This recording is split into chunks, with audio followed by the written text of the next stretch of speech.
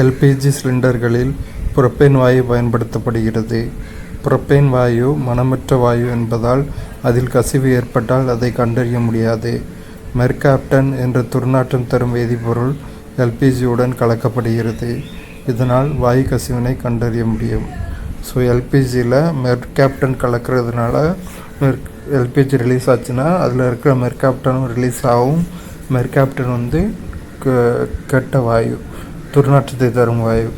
அதனால் நம்ம ஈஸியாக துர்நாற்றம் அடிக்கும்போது வாயு கசிவினை ஈஸியாக ஐடென்டிஃபை பண்ணிடலாம். சுற்றுச்சூழலினால் ஏற்படும் பாதிப்புகளிலிருந்து ஓவியங்களையும் தொன்மையான கலைப்பொருட்களையும் காப்பதற்கு மிதமான வெப்பநிலை மற்றும் ஈரப்பதம் தேவைப்படுகிறது. எனவே அருங்காட்சியகங்களில் உள்ள பழங்கால நினைவு சின்னங்களை பாதுகாக்க இயற்கை வாயு பயன்படுகிறது. சிஎன்ஜியின் சராசரி ஏபு பகுதி பொருட்கள் சதவீதம். Methane 88.5%, ethane 5.5%, propane 3.7%, butane 1.8%, pentane 0.5%.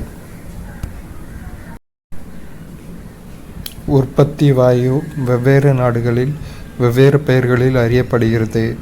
இது அமெரிக்காவில் மரவாயு என்றும் இங்கிலாந்தில் உறிஞ்சி வாயு என்றும் அழைக்கப்படுகிறது. நிலக்கரி ஒரு விலை மதிக்க முடியாத பொருள் என்பதால் இது கருப்பு வைரம் என்று அழைக்கப்படுகிறது. சிதைத்து வடித்தலில் 1000 கிலோகிராம் நிலக்கரியானது 700 கிலோகிராம் கல்கரி, 100 லிட்டர் அம்மோனியா, 50 லிட்டர் கரித்தார் மற்றும் 400 மீட்டர் கியூப் கரிவாயுவை தரவல்லது. ஸோ கருப்பு வைரம் என்று அழைக்கப்படுவது நிலக்கரி, ஏன்னா அது விலை மதிக்க முடியாதது. பழங்கால நாகரிக மக்கள் கச்சா எண்ணெயை ஒட்டும் பொருட்களாக பயன்படுத்தியுள்ளனர். பல்வேறு பரப்புகளில் நீர்புகா வண்ணம் தடுப்பதற்கு ஒட்டும் பொருளாகவும் பயன்படுத்தப்பட்டது.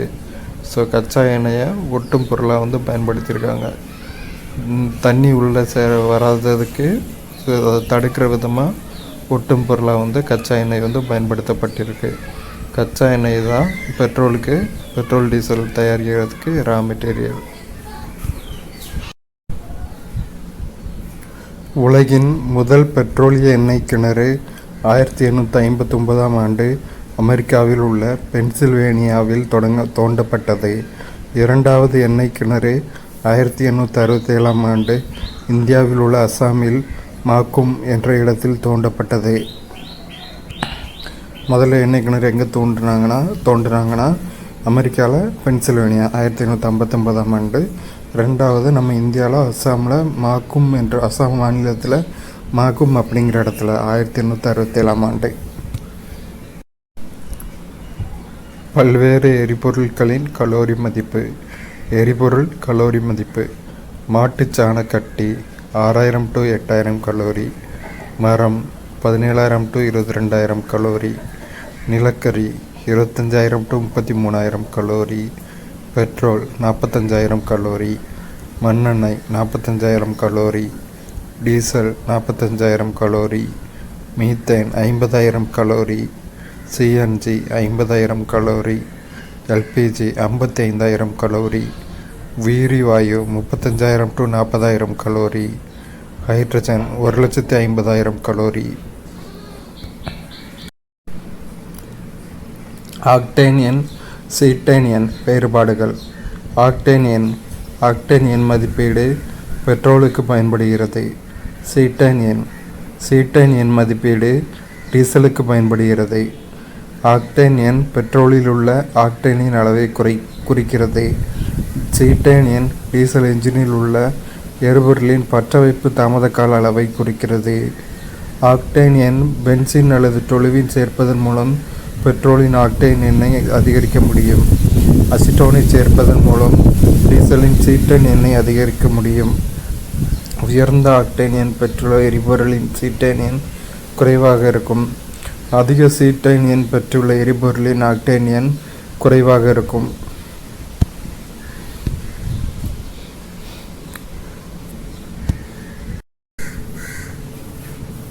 ஹைட்ரஜன் எதிர்கால எரிபொருள். எதிர்காலத்தில் ஹைட்ரஜன் வாயு ஒரு மிகச்சிறந்த மாற்று எரிபொருளாக இருக்கும். இந்த எரிபொருள் தூய்மையானது, ஏனெனில் இது எரியும் பொழுது நீர் மட்டுமே வெளிவரும். இது மட்டுமல்லாமல் அதிகமான ஆற்றலையும் தரவல்லது. மேலும் காற்றை மாசுபடுத்தாத தன்மையையும் இது பெற்றுள்ளது. எதிர்கால எரிபொருள் எது? ஹைட்ரஜன். இது ஒரு மிகச்சிறந்த மாற்று எரிபொருளாக இருக்கும். இது தூய்மையானது. ஹைட்ரஜன் எரியும் போது தண்ணி மட்டும்தான் வெளியே வரும். அதிகமான எனர்ஜியும் கிடைக்கும், ஹீட் எனர்ஜியும் கிடைக்கும். காற்றை மாசுபடுத்தாத தன்மையும் இந்த ஹைட்ரஜன் எரிபொருளுக்கு இருக்குது.